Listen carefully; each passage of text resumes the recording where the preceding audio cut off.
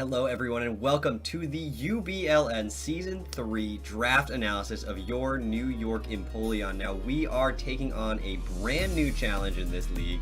It's a new format for drafting that I've actually never done before, very different from the TBL. Same 11 Pokemon, 10 Pokemon and a Mega, but in this one it is a point system. It's a free point system. I don't really understand the difference between it and an actual point draft, but let's just suffice to say that we get one tier 1, one tier 2, two tier 3, one tier 4, one tier 5, 4 free Pokemon, and 1 Mega. Now the free Pokemon aren't exactly free, those are where the points come in. You have 400 points in order to grab those Pokemon, and then your Mega can get you bonus points for taking a lower tier Mega. You can get some additional points to add on to bringing in for those free Pokemon. So if you grab a tier 1, that's 180 points, a tier 2 is 120, tier 3 is 100, tier 4 is 60, tier 5 is 40. So if you grab 4 tier 3s, you're set, you're done, you've got it, your team, and that's fine. But if you take a tier 1, like an additional tier 1, you're going to have to take like a tier 5 in order to offset it. So there's a lot more prep for this draft, a lot more give and take, kind of what do you want to take.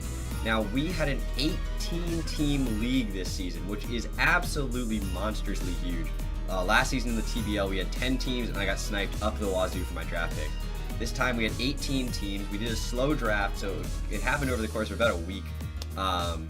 So I kind of had time to react to snipes that were happening, and I wasn't as panicky about it. So I feel like I did a pretty good job with my draft. I was very pleased with myself. I wasn't getting sniped at first, but in the middle of the draft, you'll see that I started getting sniped a lot.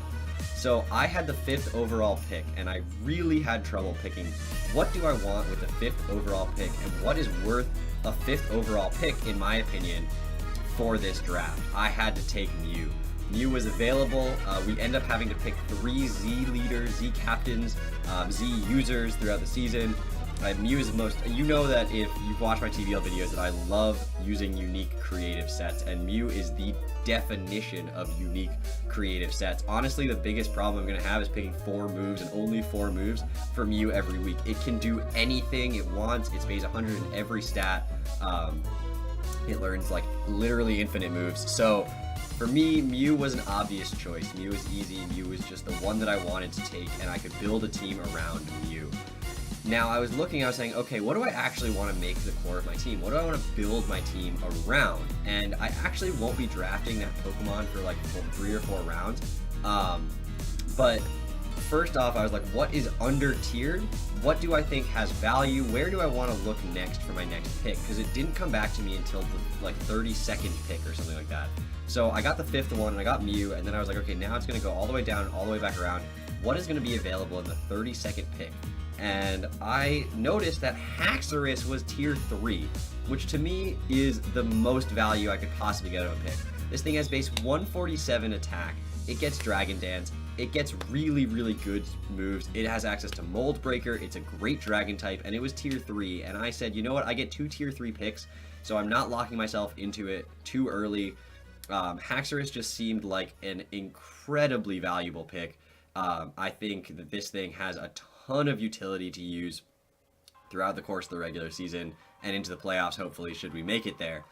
So after I grabbed Haxorus, I was looking, I said, okay, I've got Mew, I've got Haxorus, how do I want to fill out my team? And I was surprised to see Gliscor was still tier 2, in fact, because it now has access to both Poison Heal and Defog on the same set. Additionally, it still has all the other tricks that it's always had. Sub Protect, it gets access to Knock Off, Stab, Earthquake. You can give it all sorts of fun little tech moves, and it looked like Gliscor was going to be a lot of fun.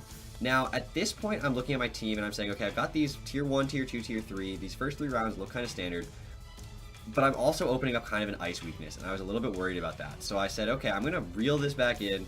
Let's think about this for a second. What's going to help my ice weakness? And I said, I need a bulky water type.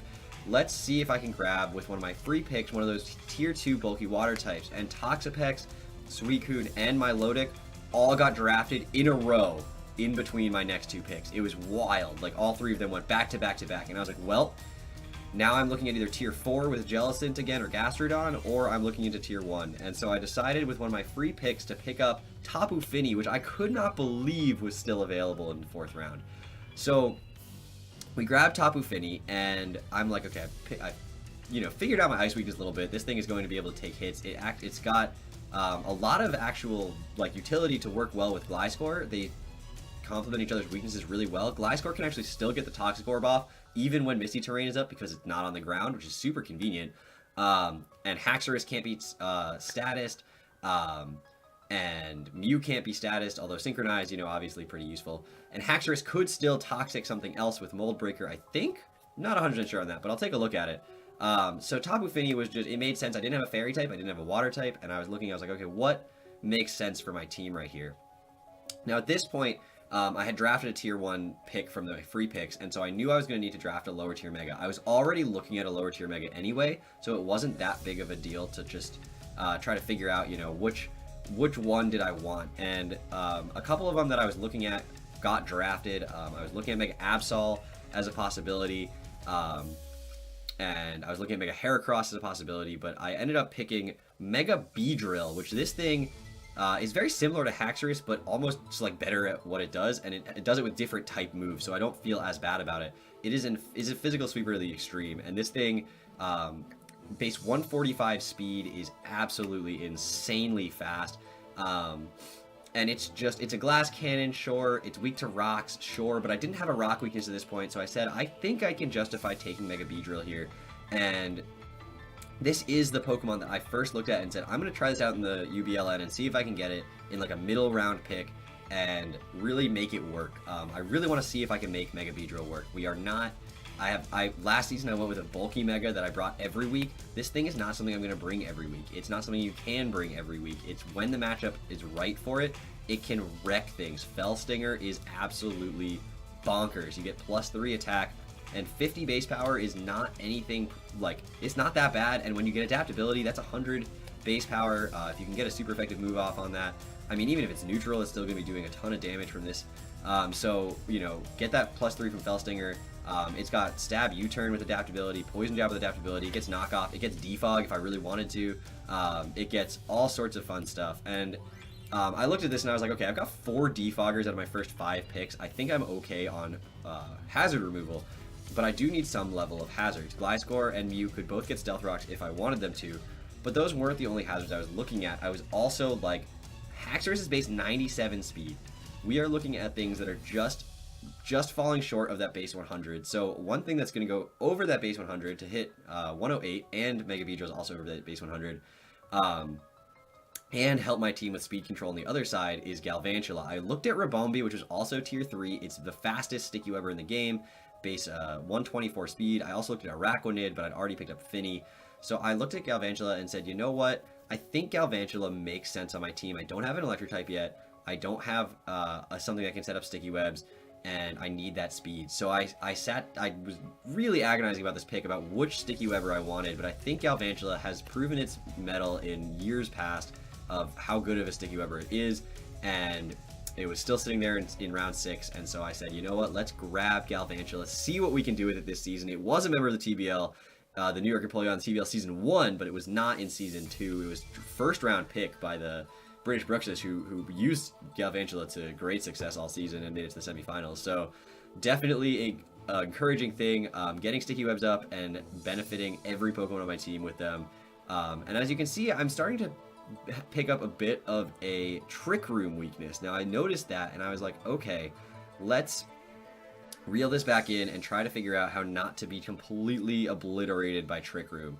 So I'm like, let's slow it down a little bit. Let's bring it in.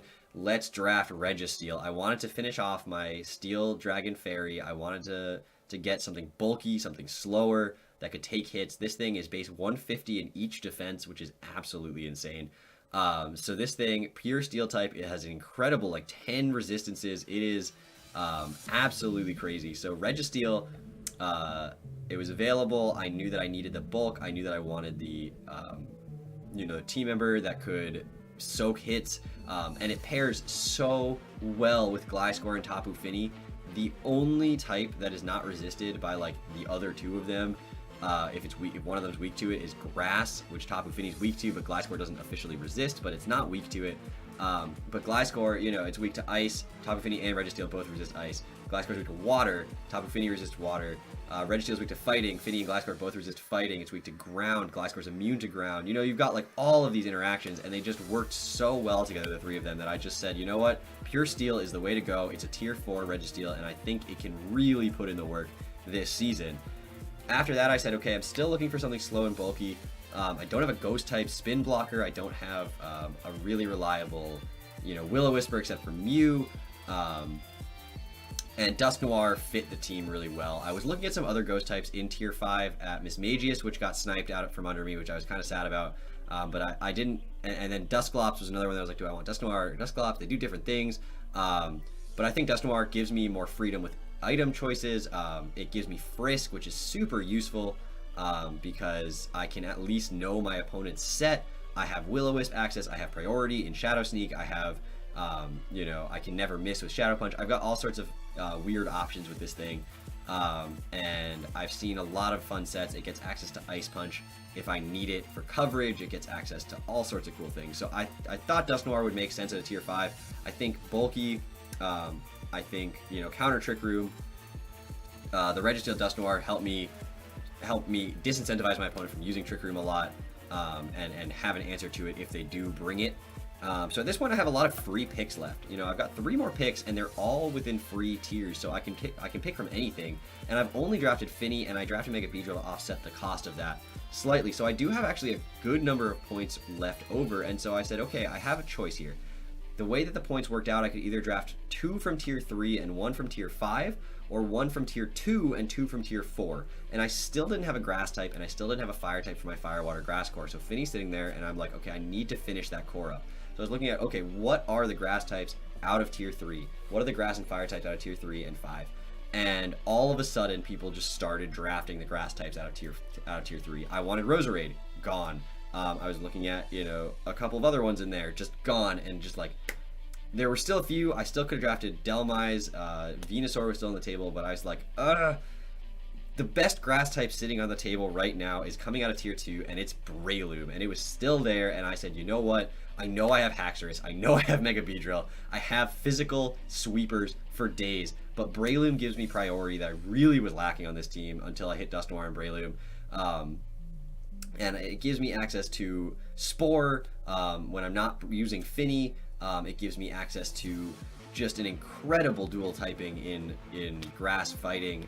Those stabs are amazing. Technician is amazing, and Poison Heal if I want to stop my opponent from getting access, you know, like using Toxic on my team.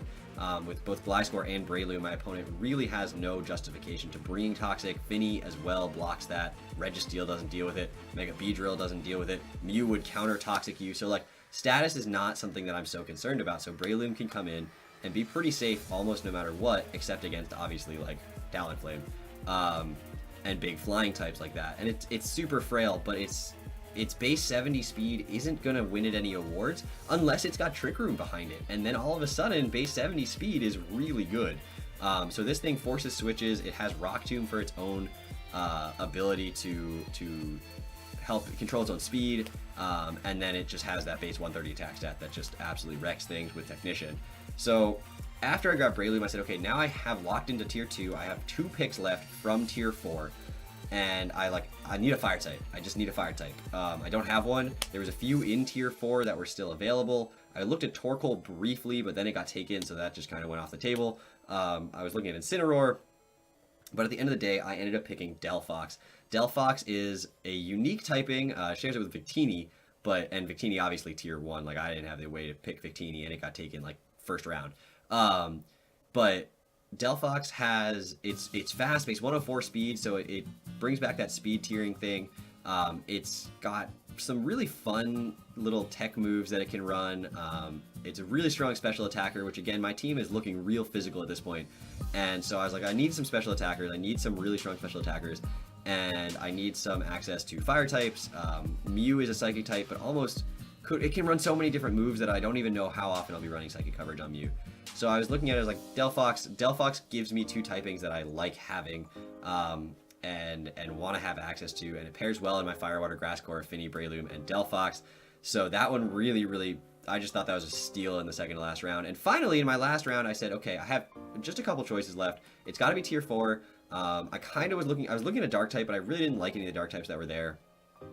And so I was like, okay, I can take Komala because I don't have a rapid spinner, but my team is so physically offensive that I just can't justify taking Komala at this point. But I was kind of looking at a normal type, and I said, you know what's still available? A special attacker, Exploud. Scrappy, Boom Burst, hits like a truck.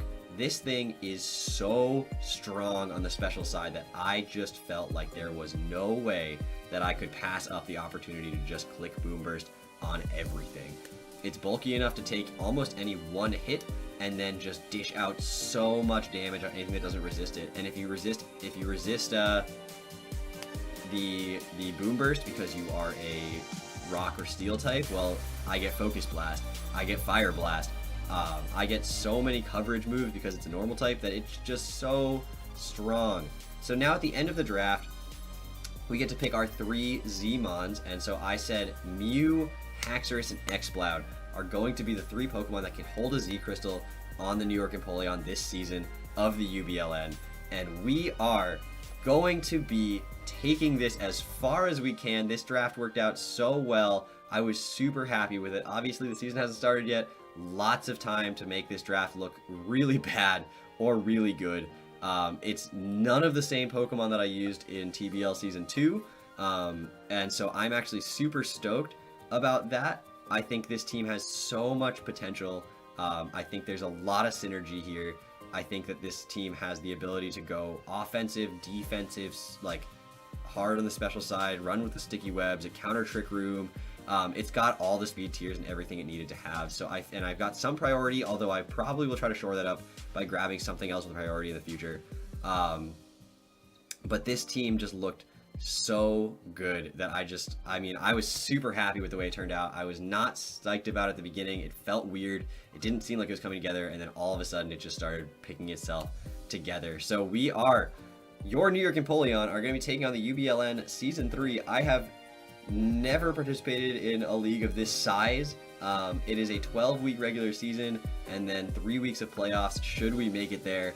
I don't know what's going to happen, guys, but if you want to stick it out with me, I hope you enjoyed this content and subscribe for more UBLN and the TBL Season 3 that's coming up in a couple of weeks. The draft will be on my Twitch channel, so if you do like this kind of stuff and want to see the next draft live, I encourage you to follow me on Twitch, twitch.tv/GoldOdragon. It's always in the description below.